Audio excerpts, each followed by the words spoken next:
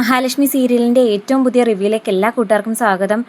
കണ്ണനാണെങ്കിൽ തൽക്കാലം പ്രതാപൻ്റെ വായാൽ സത്യങ്ങളൊന്നും അറിയുന്നില്ലെങ്കിലും ഒരു കാര്യം ഉറപ്പാകുന്നുണ്ട്. പ്രതാപൻ എന്തോ വലിയ ഞെട്ടിക്കുന്ന കാര്യം തന്നോട് പറയാൻ ആഗ്രഹിക്കുന്നു. അച്ഛനുമായി ബന്ധപ്പെട്ട കാര്യം തന്നെയാണ്. പക്ഷെ അത് പറയാൻ മനഃപൂർവ്വം സമ്മതിക്കാതെ തൻ്റെ കൂടെ നിൽക്കുന്നവർ തന്നെ ഒഴിവാക്കി കളയുന്നതാണ്. അനന്തുവും മാർക്കോയും വാമദേവൻ അമ്മാവനും ഒക്കെ ചേർന്ന് മനഃപൂർവ്വം ആ സത്യം പ്രതാപൻ പറയാൻ സമ്മതിക്കുന്നില്ല എന്നുള്ള കാര്യം മനസ്സിലാക്കുന്നു. അതിന് ഒരല്പമെങ്കിലും സപ്പോർട്ടായിട്ട് മഹാലക്ഷ്മിയും മോഹിനി അമ്മയൊക്കെ നിൽക്കുന്നു എന്ന് പറയുന്നതായിരിക്കും സത്യം. അവരെക്കായും ഏറ്റവും കൂടുതൽ കണ്ണനെ ഞെട്ടിക്കുന്നത് കരുണ തന്നെയാണ്. കാരണം അവരോടൊപ്പം ഈ കാര്യത്തിന് ഒരു വഴക്കും അടിയോ ഒന്നുമില്ലാതെ കട്ട സപ്പോർട്ടായിട്ട് കരുണയും കൂടെ നിൽക്കുന്നുണ്ട്. അച്ഛനെതിരെ പറയുന്നതിനും അല്ലെങ്കിൽ അച്ഛനെ തടയുന്നതിലും മഹാലക്ഷ്മിയും അനന്തുവും ലേഖയൊക്കെ പറയുന്നതിന് വിപരീതമായിട്ട് പറയേണ്ട കരുണ അവർക്ക് അനുകൂലമായി അവരോടൊപ്പം ചേർന്ന് നിൽക്കുന്നതിലാണ് കണ്ണനെ ഏറ്റവും കൂടുതൽ അതിശയിപ്പിക്കുന്നത്. അങ്ങനെ ആ ഞെട്ടിക്കുന്ന സത്യം എന്തായാലും പ്രതാപൻ്റെ വായാൽ തന്നെ കണ്ണൻ അറിയുന്നുണ്ട്.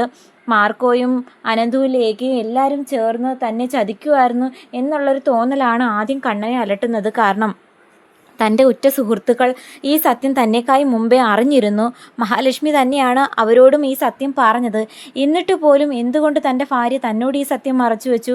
ഒപ്പം തൻ്റെ കൂട്ടുകാരും ഈ സത്യം അറിഞ്ഞപ്പോൾ ആദ്യം തന്നോട് തന്നെയല്ലേ പറയേണ്ടിയിരുന്നേ എന്നുള്ള ദേഷ്യവും കണ്ണനെ അലട്ടുന്നുണ്ട്. അപ്പോൾ കണ്ണൻ അനന്തുവിനോടും ലേഖയോടൊക്കെ വഴക്കിന് പോലെ സംസാരിക്കുന്നു. എന്തൊക്കെ പറഞ്ഞാലും നിങ്ങൾ പറയുന്നതിലൊന്നും എനിക്കൊരു ന്യായം തോന്നുന്നില്ല. ശരിയായിരിക്കും, മഹിയെ ഞാൻ വെറുക്കുമെന്ന് പേടിച്ചിട്ടായിരിക്കും നിങ്ങൾ സത്യം എന്നിൽ നിന്നും മറച്ചു വെച്ചത്. പക്ഷെ ഒരു കാര്യം മറക്കണ്ട, പ്രതാപനല്ല, നിങ്ങളാണ് ഈ സത്യം എന്നോട് ആദ്യം തുറന്നു പറയുന്നെങ്കിൽ നിങ്ങൾ ഈ പറയുന്നതിൽ അർത്ഥമുണ്ടെന്ന് എനിക്ക് തോന്നിയേനെ. ഇത് എന്നോട് കാണിച്ച വിശ്വാസവഞ്ചനയായിട്ട് തന്നെ എനിക്ക് തോന്നുന്നത്. പ്രതാപൻ എന്നോട് ചെയ്ത ക്രൂരതയേക്കായും വലിയ ക്രൂരതയാണ് മഹി എന്നോട് കാണിച്ചത്. മാത്രമല്ല നിങ്ങളും. എനിക്കിനി ഇങ്ങനൊരു സുഹൃത്തുക്കളും ഇല്ല, ഭാര്യയും ഇല്ലെന്ന് പറഞ്ഞ് കണ്ണനാണെങ്കിൽ മഹിയെ ഉപേക്ഷിക്കുന്നു. കണ്ണൻ മഹിയെ ഉപേക്ഷിക്കുന്ന ആ ഒരു സങ്കടം മഹിക്ക് താങ്ങാനാകുന്നില്ല. പ്രഗ്നൻ്റ് ആയിട്ടിരിക്കുന്ന ഈ സമയം, സന്തോഷത്തോടെ പോകേണ്ട ഈ സമയത്ത് കണ്ണേട്ടൻ തന്നെ ഉപേക്ഷിച്ചു എന്നുള്ള സങ്കടത്തിൽ മഹി തീരെ അവശയാകുന്നു. ഒടുവിൽ നിവൃത്തിയില്ലാതെ അനന്തുവും ലേഖയും തോമസ് വൈദ്യരുടെ ഹോസ്പിറ്റലിലേക്ക് മഹിയെ കൂട്ടിക്കൊണ്ട് ചെല്ലുമ്പോഴത്തേക്കും ഡിപ്രഷനും ഉറക്കമില്ലായ്മയുടെയൊക്കെ ഭാഗമായിട്ടുണ്ടാകുന്ന പ്രശ്നങ്ങളാണ്. ഇതിൽ നിന്നും മഹിയെ രക്ഷപ്പെടുത്തണമെന്നുണ്ടെങ്കിൽ മഹിയുടെ സമാധാനവും സന്തോഷകരമായിട്ടുള്ള ആ പഴയ ജീവിതത്തിലേക്ക് കൂട്ടിക്കൊണ്ടു പോയേ പറ്റൂ. അതിന് മറ്റാരേക്കായും കണ്ണനെ സാധിക്കൂ. കണ്ണൻ എന്ന് സ്നേഹത്തോടെ സംസാരിച്ചാൽ തീരാവുന്ന പ്രശ്നമേ ഉള്ളെന്ന് തോമസ് വൈദ്യർ പറയുന്ന സമയത്ത് വൈദ്യരോട് അനന്തവും ലേഖയും നടന്ന കാര്യങ്ങളൊക്കെ പറയുന്നുണ്ട്. മഹി സാക്ഷിയായിരുന്നു കണ്ണൻ്റെ അച്ഛനെ, മഹിയുടെ രണ്ടാനച്ഛൻ കൊല്ലുന്നതിന്. എന്നാൽ പലതവണ സാഹചര്യം ഉണ്ടായിട്ട് പോലും മഹി സത്യങ്ങളൊന്നും കണ്ണേട്ടനോട് തുറന്നു പറഞ്ഞില്ല. സ്വന്തം ജീവിതം തകരുമെന്നുള്ള പേടി കൊണ്ടൊന്നുമല്ല, പകരം സ്വന്തം അനിയത്തി കരുണയുടെ ജീവിതം തകരരുത്. കരുണയുടെ അച്ഛൻ തന്നെയല്ലേ ഉണ്ണിയുടെ അച്ഛനെ കൊന്നത്. അങ്ങനെ നോക്കുമ്പോൾ ഉറപ്പായിട്ടും ഉണ്ണി കരുണയെ ഉപേക്ഷിക്കും എന്നുള്ള പേടി കൊണ്ടാണ് മഹാലക്ഷ്മി സത്യങ്ങളൊക്കെ മറച്ചു വെച്ചെന്ന് കേൾക്കുമ്പോൾ തോമസ് വൈദ്യർക്ക് പോലും എല്ലാ കാര്യങ്ങളും കേട്ട് വിശ്വസിക്കാനാകുന്നില്ല. ഇതെന്തതിശയം! വീൽചെയറിലിരിക്കുന്ന ഹസ്ബൻഡിനെ കല്യാണം കഴിക്കാൻ എല്ലാം കൊണ്ടും തികഞ്ഞ പെൺകുട്ടികൾ സമ്മതിക്കാത്ത ഈ കാലത്ത് എല്ലാവരെയും ഞെട്ടിച്ചുകൊണ്ടാണ് മഹി ആ ഒരു തീരുമാനം എടുത്തത്. അതിന് പിന്നിൽ ഇങ്ങനൊരു സത്യമുണ്ടെന്നുള്ള കാര്യം ഇപ്പോഴാണ് ഞാൻ അറിയുന്നത്. അതായത് കണ്ണൻ്റെ ഈ അവസ്ഥയ്ക്ക് കാരണക്കാരൻ തൻ്റെ രണ്ടാനച്ഛനാണെന്നുള്ള കുറ്റബോധവും അന്ന് കണ്ണനെ രക്ഷിക്കാൻ പറ്റാത്ത കുറ്റബോധവും എല്ലാം മഹിയുടെ ഉള്ളിൽ ഒരു നീറ്റൽ പോലെ ഉണ്ടായിരുന്നു.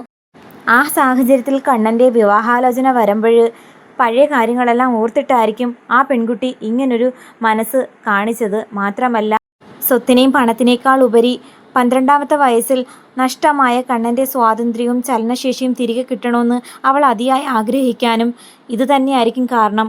എന്തായാലും മഹിയുടെ മനസ്സിൻ്റെ വലുപ്പം ഇന്നല്ല നാളെയെങ്കിൽ കണ്ണൻ തിരിച്ചറിയും. അതുവരെ ഇങ്ങനെയുള്ള വിഷമവും ബുദ്ധിമുട്ടും മഹിയെ അലട്ടുമെങ്കിലും കണ്ണൻ എന്തായാലും മഹിയെ മനസ്സിലാക്കാതിരിക്കില്ല.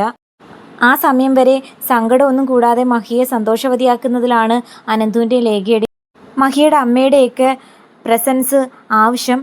അന്നേരം ലേഖ പറയുന്നുണ്ട്, എന്തു തന്നെ ആയാലും ഞാൻ മഹിയെ ഉപേക്ഷിക്കില്ല. അവൾ അറിഞ്ഞുകൊണ്ടൊരു തെറ്റും ചെയ്തിട്ടില്ല.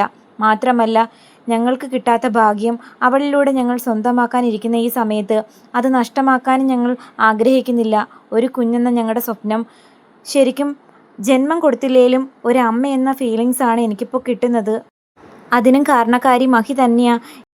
എന്നാൽ അതേസമയം മഹിക്ക് ഇതുപോലെ വയ്യാണ്ടായി തോമസ് വൈദ്യരുടെ ഹോസ്പിറ്റലിലാണെന്ന് അറിഞ്ഞിട്ട് പോലും കണ്ണൻ്റെ ദേഷ്യത്തിൽ ഒരല്പം പോലും കുറവ് വരുന്നില്ല. എങ്കിലും ഉള്ളിൻ്റെ ഉള്ളിൽ ഒരു പേടിയുണ്ട്, തൻ്റെ കുഞ്ഞാണ് മഹിയുടെ വയറ്റിൽ വളരുന്നത്. അപ്പം ഈ ഒരു വിഷമമൊക്കെ കുഞ്ഞിനെ ബാധിക്കുമോ എന്നുള്ളൊരു പേടി കണ്ണനെ അലട്ടുകയൊക്കെ ചെയ്യുന്നുണ്ട്.